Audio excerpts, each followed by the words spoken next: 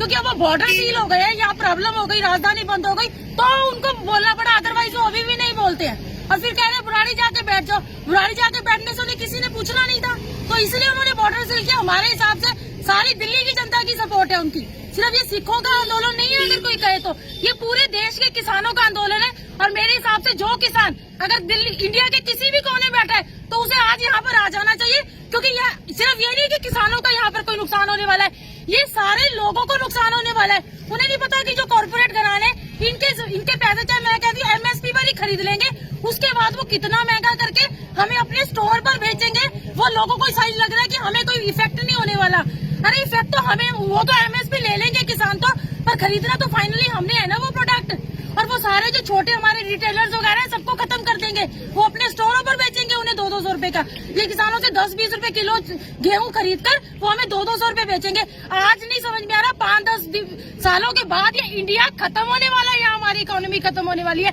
तो मेरी अपील यही है कि इस देश के अंदर जो भी किसान है, किसान नहीं मैं कह रही हूँ, हर आदमी का आंदोलन है ये, वो आए यहाँ पर खड़ा हो और ये अपने किसान भाइयों के साथ खड़ा हो। ये सिर्फ नुकसान उनको नहीं है, उनको कम है, हम लोगों को ज्यादा है। किसान जो हैं वो लगातार प्रदर्शन कर रहे हैं और प्रधानमंत्री नरेंद्र मोदी तक अपना मैसेज पहुंचाना चाहते हैं। नरेंद्र मोदी जी कहाँ हैं?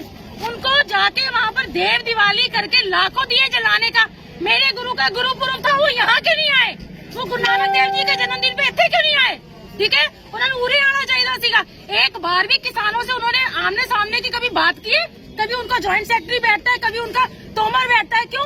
वो जाके औरों से तो बात कर सकते हैं, किसानों से क्यों नहीं बात कर सकते?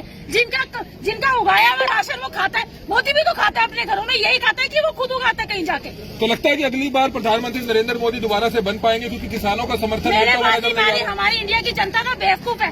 एक्चुअली वो इस चीज पे वोट नहीं देती है, वो वोट हिंदुइज्म के बाद नाम पे वोट देती है। जब भी मोदी आता है तो हिंदू खतरे में आ जाता है, क्यों भाई? अरे जो 100 करोड़ बैठा हुआ हिंदू, उसको कौन खतरा दे सकता है?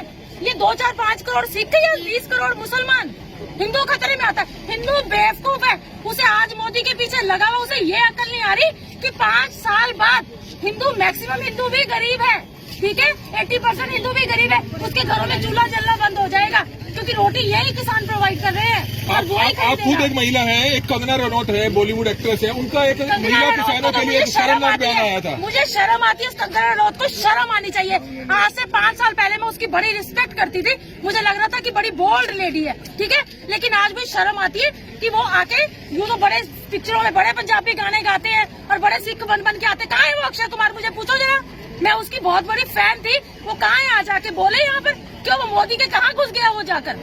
तो एक कंगना रनौत को शर्म आनी चाहिए उसको, ठीक है। वो जो कह रही है हमारी माए बहने यहाँ पर 100 रुपए में आके बैठी है, तो आके बैठ तो सही यहाँ पर। वो तुझे 1000 रुपया देंगे, वो जो किसान है, ठीक है, वो इतने पैसे वाले हैं, तुम सबको खरीद लेंगे। तो दिल्ली दिलवालों की है, तो दिल्ली की दिलवालों की है, इसी के चलते आप भी यहाँ पर किसानों को समर्थन देने पहुंचे हैं। और क्या दिल्ली के लोगों को मैसेज देना चाहेंगे? समर्थन मैं यही कहूंगी कि जो भी इंडिया में कहीं भी कोई मेरी बात सुन रहा है तो वो यहाँ पर आए, क्योंकि ये सिर्फ किसानों का आंदोलन नहीं है, ये पूरी इंडिया का आंदोलन है। अगर ऐसे हम करेंगे तो मोदी सबके ऊपर राज करेगा, वो जो भी कानून बनाएगा उसे कभी वापस नहीं लेगा।